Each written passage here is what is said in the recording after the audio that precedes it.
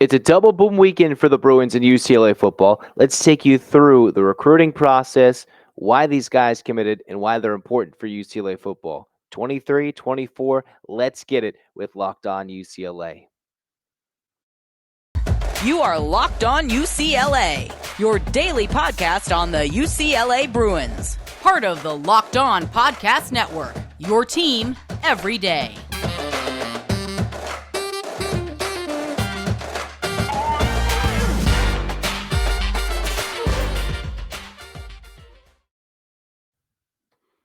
Hello, everybody. It's Zach Anderson-Yoxsimer, your host of Locked On UCLA, diehard Bruins fan and D1 play-by-play broadcaster. Thanks for tuning into this episode. And for Locked On UCLA, it's free wherever you get your podcast and available on YouTube. Just like, comment, subscribe over there as well. And not going to forget to tell you, this episode is brought to you by LinkedIn Jobs.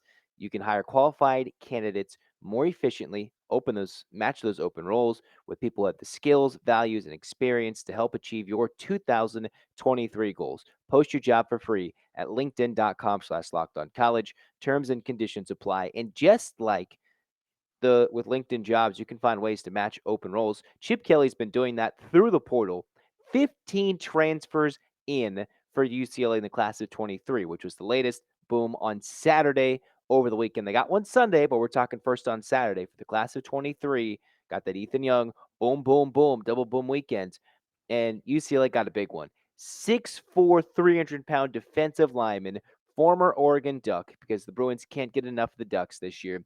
Keanu Williams transfers over from Oregon, and he actually had UCLA amongst his finalists initially, but the Bruins get this guy, someone the Bruins needed much more than the Ducks did. They have Mateo going over. They got some defensive line depth. The Bruins in 2022 had no depth on their interior defensive line. It was nice to see the Murphy twins, Leatu Latu, but it's just Jay Tuia who kind of had to deal with some things on the interior defensive line. So getting Keanu Williams, who only played 10 games for the Ducks, 15 snaps in his freshman year, over 100 snaps, couple of tackles, pass breakup, couple of hurries in 6 games over the most recent season. He should hopefully factor in as a guy with still 3 more years of eligibility, coming in as a redshirt sophomore.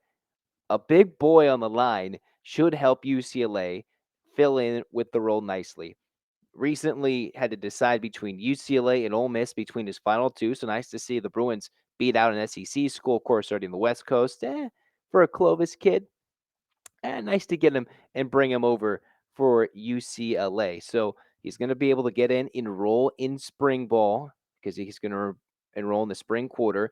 And for UCLA, it looks like dating back to his high school days, getting someone who is compared to as Lawrence Guy from the New England Patriots. Never visited UCLA before his later visits. And it makes you wonder, during those COVID years when Chip Kelly had to recruit, had that weird 18-19 year, and then you think in years 3 and 4 he was going to blossom. Remember, a lot of California was having different COVID rules, and even Jim Harbaugh was getting dinged for COVID recruiting rules after the most recent season, not too long ago for Michigan, I believe.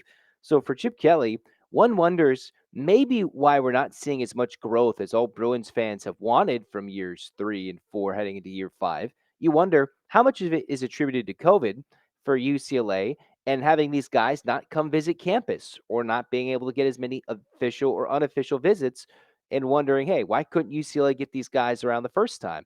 Or is it the wins came and then the Bruins proved, hey, 21, 22, they can compete. And then, of course, everything starts with Dante Moore, and then it starts becoming a much more part of an attraction, right? And then Chip Kelly starts to build in the portal.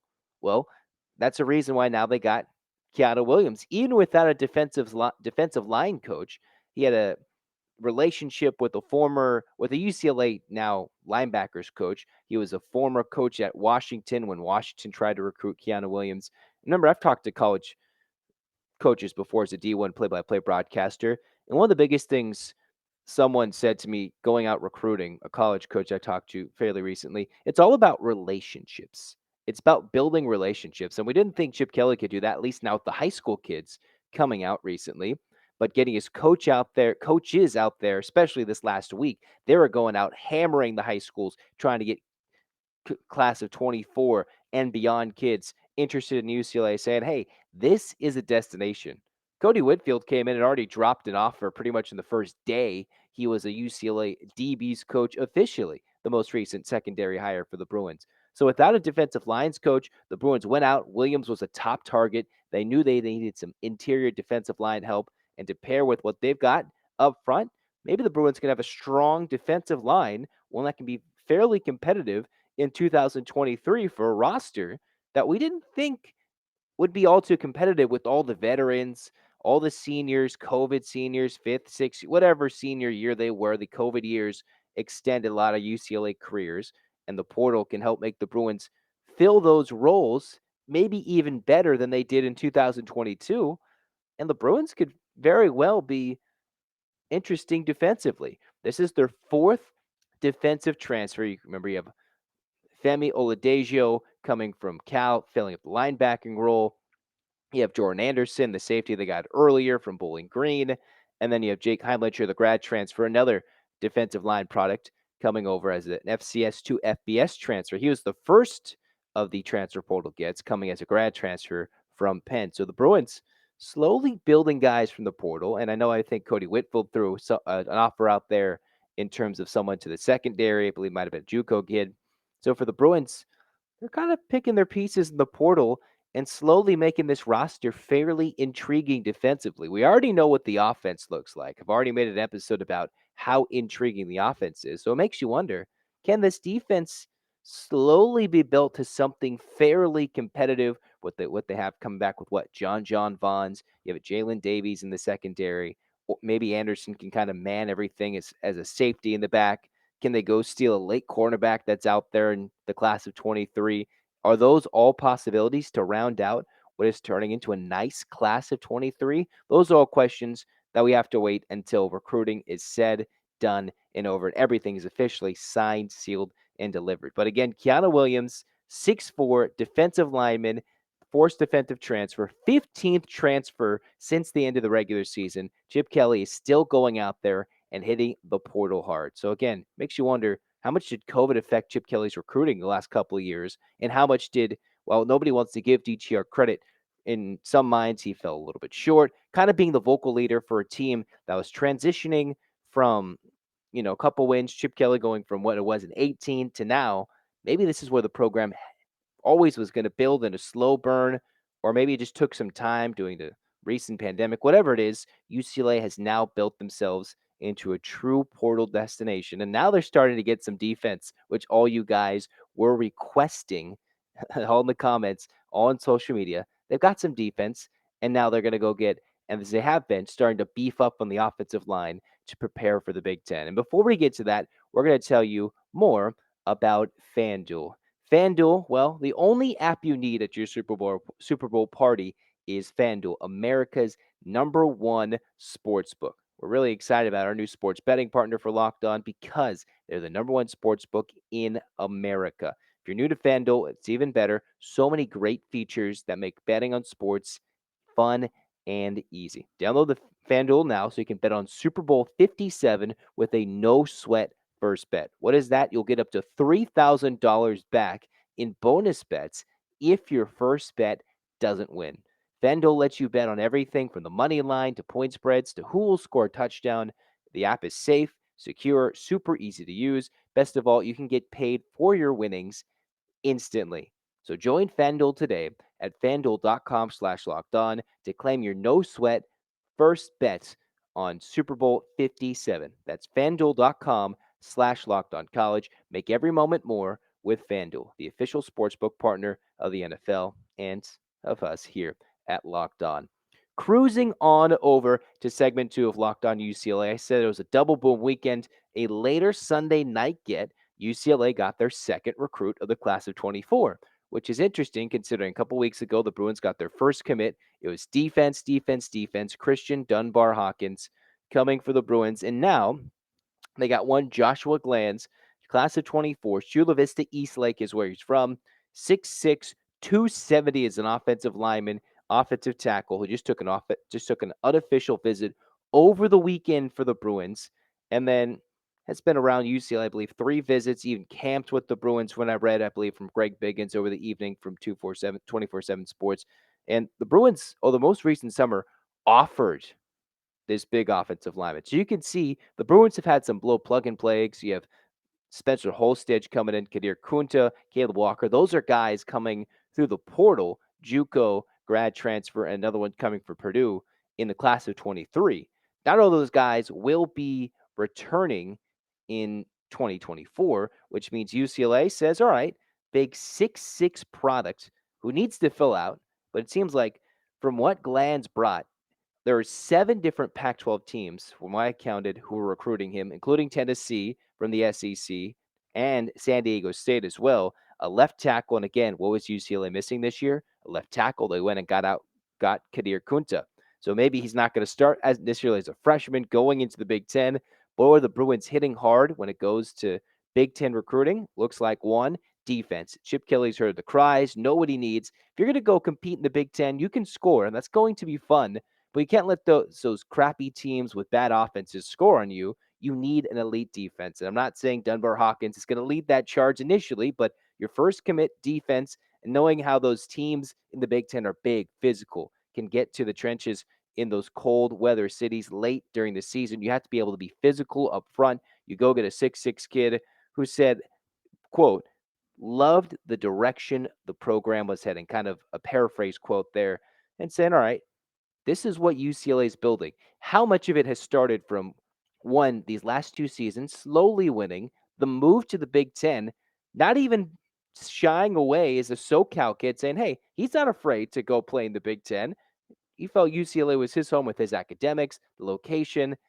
Nothing said about moving to the Big Ten, and the Bruins needed a big lineman. They go get it. Their second commit of 2024. So even the local kids, just a couple hours saying, all right, we love to play home, fairly close to home. Even those road games doesn't seem like it's going to phase one Joshua Glanz or any of these 2024 recruits. With Dunbar Hawkins and Glanz, in terms of the write-up for Glanz, it's listed as he's a comfortable left tackle. He's comfortable pulling, he can get to the second level with ease, and he's got a big wide body and has been described as nasty, the right level of nasty, as it takes to be an offensive lineman, as it will take to be an offensive lineman in the Big Ten. So the Bruins getting one Keanu Williams should be some sort of immediate help, or at least building on the depth for 23. And then they're starting to build physically for the Big Ten, getting those bigger bodies. And yes, Glanz will have to fill out 6'6", 270, but he's just a junior in high school. We'll have the next year at East Lake as well in the late season, or to build as he goes into his senior year and then graduates to become a Bruin in 2024. But UCLA building physically, and nice to get a couple of recruits after what seemed like a slow week for Chip Kelly, right? All right, football, basketball had a slow week on the men's side. The women's side was utterly heartbreaking over the weekend, but football got some recruits, got us excited. 15 transfer for 2023, and the Bruins are slowly dishing out some scholarship and getting some commits already for some hard early commits in the class of 24. Nice to see Chip Kelly doing that, getting guys locally, even though they're moving to the Big Ten, does not seem to phase them. Instead, it's turning UCLA into a destination, which is exactly what Martin Germond and UCLA, at least athletically, kind of thought of. Hey, this is what we want with the NIL Big Ten. Get some guys, bring them in, and not be afraid, not let the California kids be afraid to go play in the Big Ten. That's what it's looking like so far. In the meantime, let's wrap up Locked On UCLA today as we transition into this third segment of Locked On UCLA. More football recruiting, yes, we'll get to some basketball stuff, but we'll let everything marinate as the Bruins build for another interesting week against the Washington schools and the UCLA women coming off 2 heartbreaking losses on the road to Colorado and Utah in the final seconds of overtime, or in the final seconds of regulation, I should say, against Utah too. We'll talk about them coming up in later podcasts, but maybe one late ad. Is there a world where UCLA could steal a late 4-star corner, class of 23, Rodrick Pleasant? I've talked about him. He's got a final 5, and he's going to decide on February 1st between UCLA, Oregon, Cal, and Boston College. So pretty much 4 West Coast teams, and then the complete opposite coast for Boston College. For a kid that's from Gardena, Sarah, who runs a flat 10.14, 10 seconds in the 100-meter dash, just 20 and a half seconds, a little under that in the 200, and was a California state champ, elite speed, 5'10 corner. UCLA with that new DBs coach, Cody Whitfield, coming over from Sac State, second stint at UCLA after graduating from Stanford, where he made a ridiculous catch against the Bruins. So can Cody Whitfield and the Bruins defensively, can they go convince Pleasant to not go and sign something with USC or go and play with Oregon? Are they going to have to play this game where Pleasant with his speed, does he go and maybe did not play at those teams and UCLA plucks him 2 years later? Or is there some way, like UCLA's been able to do, we need some important secondary help? And as Chip Kelly loves, guys with speed dating back to his Oregon days. We didn't expect Kaz Allen, we maybe expect a little more out of Kaz Allen's career, but he still had some big games as a UCLA player. You can pick out any one of those Oregon running backs back in the day. And I know Rodrick Pleasant isn't a running back, but a lot of those key Oregon teams had some speed. So is there a world where it looks like the crystal ball predictions are all showing Pleasant going to USC and then a high secondary chance of him going to Oregon? Is there a world where UCLA in an offseason somewhat full of some big time surprises starting in December with Dante Amore, even before the bowl game disappointment, that's kind of turned around this class of 23 and gotten the ball rolling? That's way back to the other Roderick Robinson the second. They don't even spell their names the same, but one Roderick leaving, could they steal another Roderick from under the noses of someone else in their own backyard? Where Sarah kids, despite being coached by Scott Altenberg and who's a UCLA grad, and all his kids seemingly always go to USC, is there any chance Bill McGovern, Cody Whitfield can be like, hey, I know you're getting all these calls, maybe some fat NIL deals from those two schools, but you really will have a home here at UCLA. Speed, Chip Kelly loves that. Could maybe be a big returner if that all changes, or maybe be another weapon offensively. But it looks like he's leaning towards SC in Oregon with these initial crystal ball projections. But that would be a nice guy to get, a nice guy defensively that could add to some depth in the secondary. I know I love Jalen Davies. You got Jordan Anderson, who I've already mentioned as the transfer coming over from Bowling Green, but just building depth. And a lot of the problems, especially in the secondary for UCLA, kind of caused some of these bad losses late this season when they couldn't stop USC and Caleb Williams, couldn't stop Arizona, couldn't stop Oregon when Bo Nix read option, boom, open pass, touchdown in the October game against the Ducks in 2022. Pleasant, he's deciding in a couple days. It's coming up fairly quickly. And is there any way?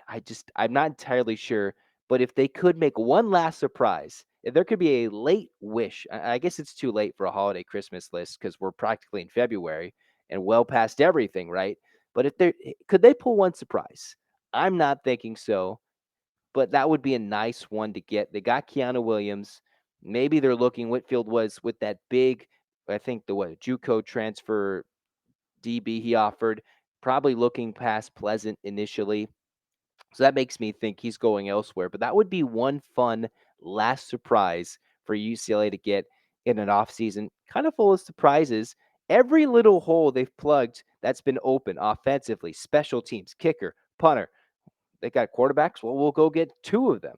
We'll go get a highly ranked high school kid. We'll get one of the best transfer quarterbacks over DJ that was ranked higher than DJ Oyunglele. We'll go get receiver kids receiver kids. We'll go get receivers from Kyle Ford, J. Michael Sturdivant, guys who they've played. Well, we see you. We'll pluck you out of the portal. We'll get you. We'll bring you to become a UCLA kid. If you're in the Pac-12, we play you. We'll find you. It just doesn't seem like Pleasant as a Sarah's been more of a pipeline for USC, but it'd be a nice one to steal late speed. Can Chip Kelly put on some personality and go get Roderick Pleasant? That would be awesome. Not seeming that that's good, but double boom weekend. Keanu Williams, good for some depth this year in the defensive line. Good to see Glanz as the Bruins get physical and defensive with their first two hard commits so far for the class of 24. And Pleasant would be a fun last surprise, just kind of analyzing him as he's got UCLA in his top 5 with his commitment date coming up. Not sure he comes to the Bruins, but so far that would be an interesting one to get. That's going to wrap up Locked On UCLA today as we had a, little shorter episode, quick, fun, to the point, and we get all locked and loaded. Basketball stuff coming up, baseball, softball, everything going crazy. The spring and winter will mesh with Insanity as we have everything going around and football news seems to be dropping aplenty. Double boom weekend over and done. Go check out Locked On College Basketball. They've got all your needs as a part of the Locked On Podcast Network family with some more college basketball content across the nation. Annie Patton, Isaac Shade, they are two perfect hosts for that show. In the meantime, I'm Zach Anderson-Yoxsimer signing off for Locked On UCLA. Get your hands up, Bruins fans. Before you get your hands up, put them down. Get your mouse, get your cursor, hit that subscribe button for some support, or type in a comment and say, Zach, you're a loser because you just got weird hair on YouTube. Whatever it is, it's fine. In the meantime, 8 clap time, baby. Have a good night. And 1, 2, 3, 4, 5, 6, 7, 8, UCLA. UCLA fight, fight, fights. Let's go. Go Bruins. This has been Locked On UCLA. Go Bruins.